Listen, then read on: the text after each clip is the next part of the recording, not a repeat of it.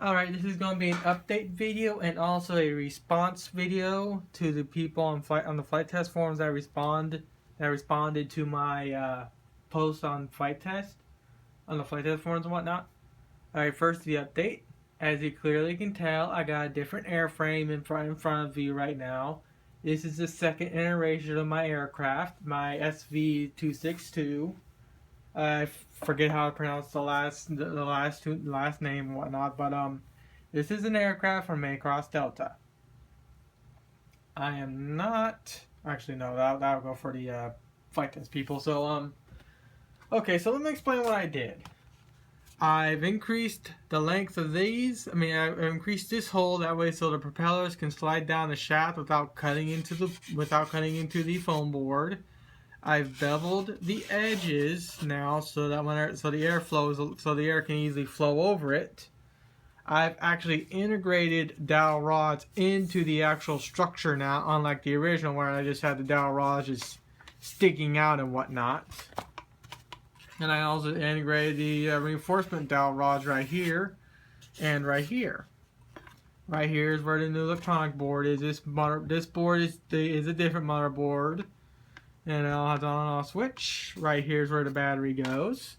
I've also given the aircraft a dihedral. That way so it flies a little more stably and actually does fly a little better, but as you'll see in the video I'll post a little later on today, it still turns to the left quite a bit because both propellers are kind of rotating to the left, and due to that rotational force, it'll always turn to the right or turn to the left. So when I try to turn it to the right, the whole thing just freaks out and just goes into the ground pretty much, which you'll see in a bit.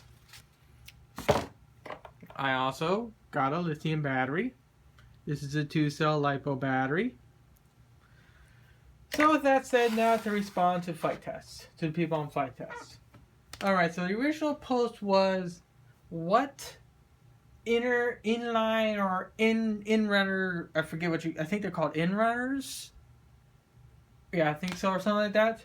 What in-runners can I buy that'll still be around the same weight as these guys, but can handle a 2-cell lithium? Because as you go towards the end of the first post, I did give a link to a in-runner I was looking at. But unfortunately, no one said yes, you can use that in-runner without any problem. Main reason why is because I'm encountering overheating issues with these motors. I have yet to have a motor overheat yet on this new airframe, but that's not to say it's going to happen again. So plain and simple, can someone please tell me what type of in-runner can I get for this thing for a decent price to solve the overheating problems? And to fix the counter-rotating problem, or to fix the fact that these are not counter-rotating propellers, I'm going to be getting 2 propellers from an RC aircraft called a Delta Ray, and then adapting them to either the motors that are on here right now, or the in-runner motors that someone suggests for me for this thing, and turn it into a counter-rotating aircraft. That way so it'll fly a lot more stably. Alright. Now I believe on to the last thing I want to comment on.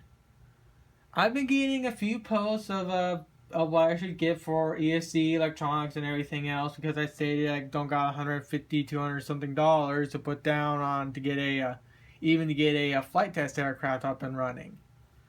I do like the fact that one person did go out of his way to tell me what I should get for around $50-$60.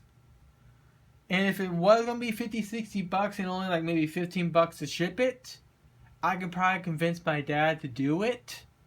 But shipping this battery that originally cost about $9 on Hobby King, the shipping in total, this thing cost $20. And if I add that to the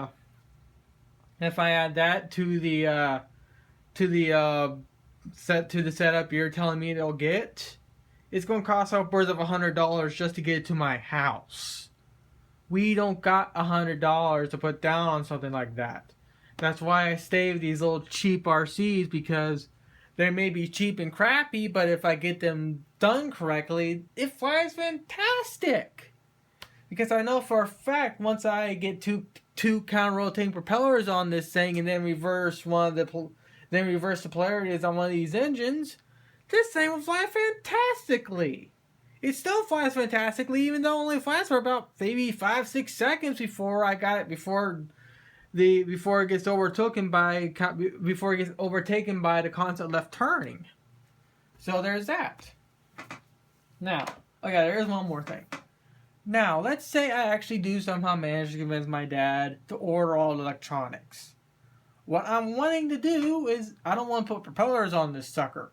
I want to put an EDF on this thing.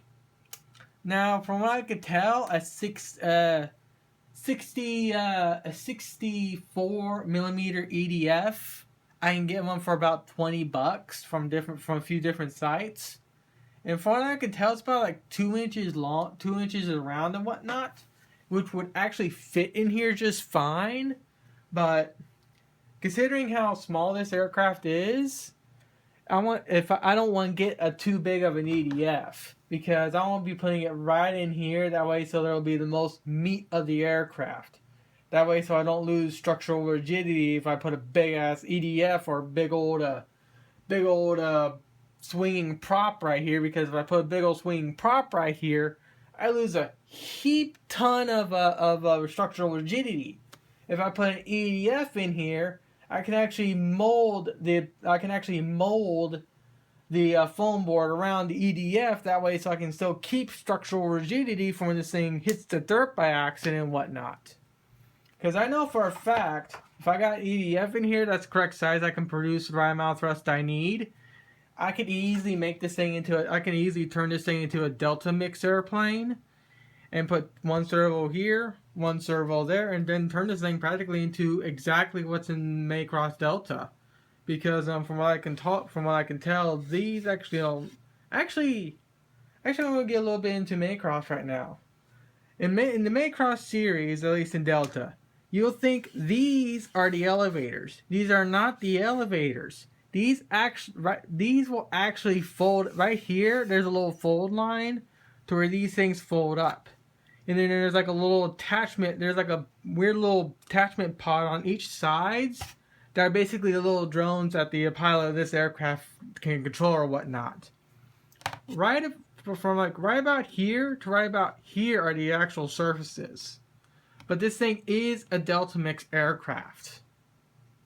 So if I was going to convert this thing into a full-on hobby-grade RC aircraft, as you can tell, I want to get an EDF. And I want to get a receiver that's capable of doing Delta mixing for a decent price. Same thing with the controller too, because I don't want to spend $200 on one of those stupid high-end controllers when I just want something simple and basic. I don't need all those freaking high-end bells and whistles on my controller and receiver and whatnot. I just need to have the receiver and controller be capable of doing Delta mixing for relatively cheap.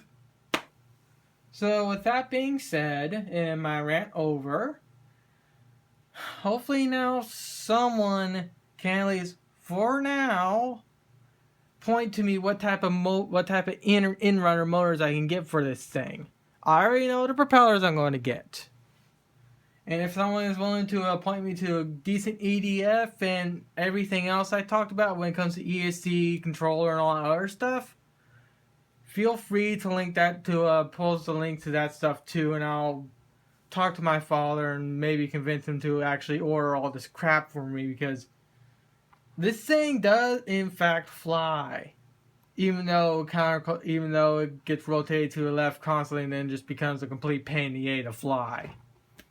But with that being said, I'm going to go outside now and show what this thing flies like. I'll upload the flight video separately because this thing ain't gonna fly along anyways.